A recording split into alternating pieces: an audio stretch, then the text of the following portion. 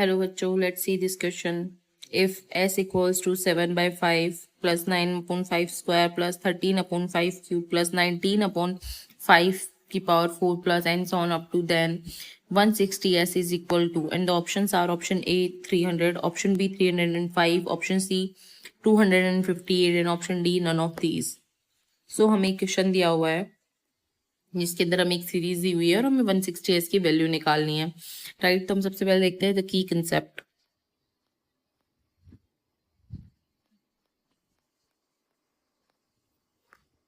That is AGP means arithmetic geometric progression. Arithmetic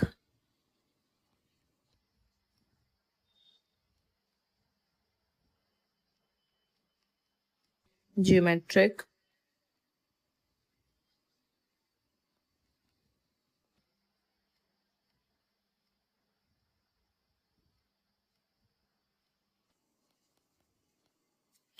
सबसे पहले हम इस क्वेश्चन को हम देखते हैं कि हमें जो S दिया हुआ है दैट इज, देखिए हमसे लिखते हैं और हम उसे सॉल्व करने की कोशिश करते हैं। हमें दिया हुआ है S equals to 7/5 plus 9/5 square plus 13/5 cube plus 19/5 की power 4 plus and so on up to, right. तो हम यदि इसे 1/5 से मल्टीप्लाई कर दें then that will be S/5 equals to 7/5 square plus 9/5 cube plus 13/5 की power 4 plus and so on up to, right. तो हम मान लेते हैं ये इक्वेशन 1 है, ये इक्वेशन 2 है। सो यदि हम इक्वेशन 1 में से इक्वेशन 2 को घटाते हैं, इक्वेशन 1 में से माइनस करते हैं इक्वेशन, तो देखिए हमारे पास क्या बचेगा, that will be S minus S/5 equals to, देखिए इसमें से हमें इसको, इस वाली इक्वेशन में से हमें इसको माइनस करना है, तो that will be 7/5 plus 9/5 square minus 7/5 square plus 13/5 cube minus 9/5 cube plus and so on up to. So that will be, जब हम 5 एलसीएम आ जाएगा तो ये हो जाएगा 4S/5 इक्वल्स टू 7/5, इसका 5 स्क्वायर एलसीएम आ जाएगा दैट ये बचेगा 2/5 स्क्वायर, और जब हम इसे सॉल्व करेंगे तो ये बचेगा 13 में से 9 गया that will be 4/5 cube plus and so on up to, right. अब जब हम देखिए इस इक्वेशन को हम देखते हैं तो हम देख सकते हैं कि AGP है, राइट।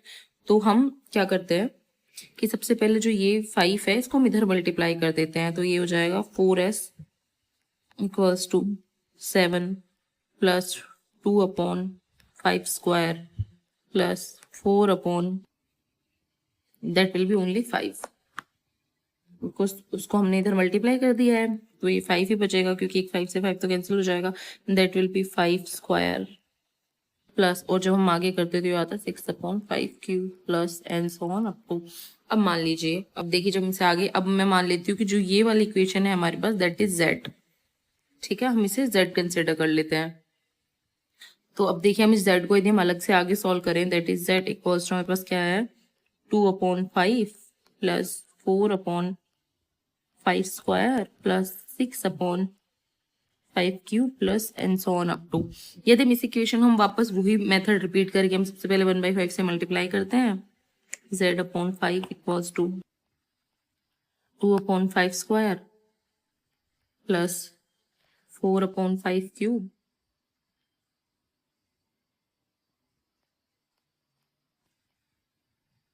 प्लस 6/5 की power 4 plus and so on up to, right. ये बचेगा। अब देखिए यदि हम इसे इक्वेशन 3 मान लेते हैं और इसे इक्वेशन 4 मान लेते हैं, इक्वेशन 3 में से हम 4 को घटाते हैं, देखिए सब्सट्रैक्ट इक्वेशन 4 में से हम इक्वेशन 3 में से 4 को घटाते हैं। तो यदि हम घटाएंगे इक्वेशन 3 में से इक्वेशन 4 को हम माइनस करते हैं, ठीक है। देखिए that will be z minus z upon 5, right. Then z minus z upon 5 equals to, तो ये हो जाएगा 2/5 माइनस 2/5 स्क्वायर। ये वाली सब चीजें माइनस की हो जाएंगी, ये z/5 वाली क्योंकि हम इसे घटा रहे हैं, तो ये आ जाएगा 2/5, सबसे पहले ये 4/5 स्क्वायर माइनस 2/5 स्क्वायर प्लस, ये देखिए ये वाले हमें घटाया, देन 6/5 क्यूब माइनस 4/5 क्यूब, क्योंकि ये माइनस का हो जाएगा, then plus 6/5 cube minus 4/5 cube plus and so on up to, ये हो जाएगा, ये भी सेम 5 एलसीएम आ जाएगा, that will be 4z/5 equals to, जब इसे सॉल्व करेंगे दैट विल बी 2/5, ये हो जाएगा प्लस 2/5 स्क्वायर, और जब हम इसे भी सॉल्व करेंगे that will be 2/5 cube, right, and plus and so on up to.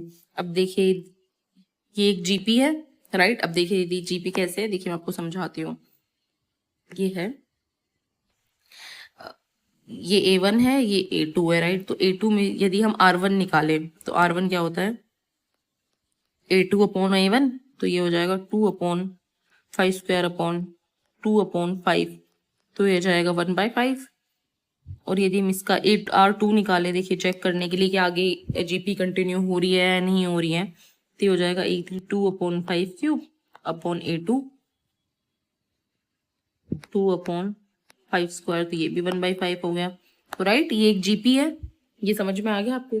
तो जीपी के अंदर जो S इन्फिनिटी होगा वो क्या होगा, यदि हम इन्फिनिटी तक इसकी ये ऐड हो रहा है, तो यदि हम इसकी वैल्यू निकालते हैं S इन्फिनिटी ऐड करने पे, that will be S infinity equals to क्या होता है, A/1 minus R।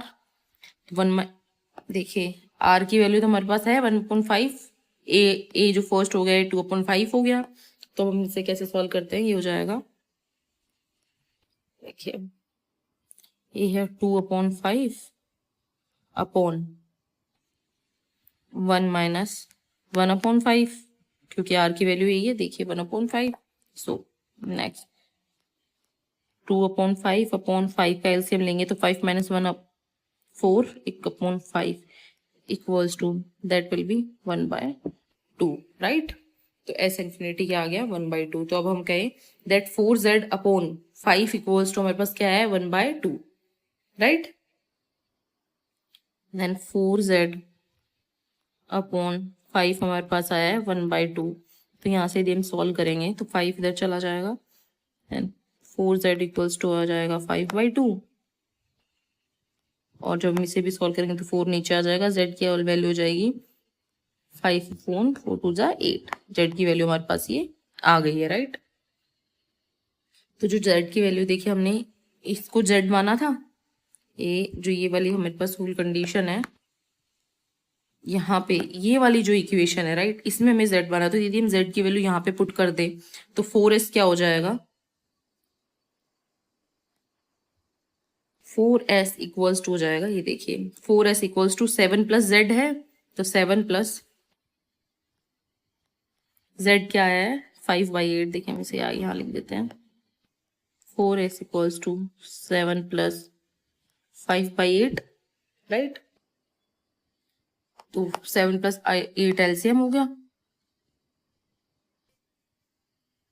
That will 7 8 56 plus 5 that is 61/8, 4s की वैल्यू, राइट। अब इनसे आगे सॉल्व करें, हमारे पास 4s क्या है 61/8, राइट। तो s क्या हो जाएगा 61/8 इंटू 4, इट विल बी 61/8 4 32, तो x की वैल्यू आ गई 61/32। देखिए हमें क्वेश्चन में क्या निकालना है 160s, ठीक है। तो हम निकालते हैं 160s हो जाएगा 61/32 इंटू 160, राइट। तो हम इसे यदि हम सिंपल वे में सॉल्व करें, 2 1 जा 2, 2 6 जा 12, 2 8 जा और 16 5 जा 80, राइट। और जब इसे मल्टीप्लाई करेंगे that will B 305। So 160s की जो वैल्यू आई है वो है 305। So the final answer is 305. Hope you understand it well. Best of luck.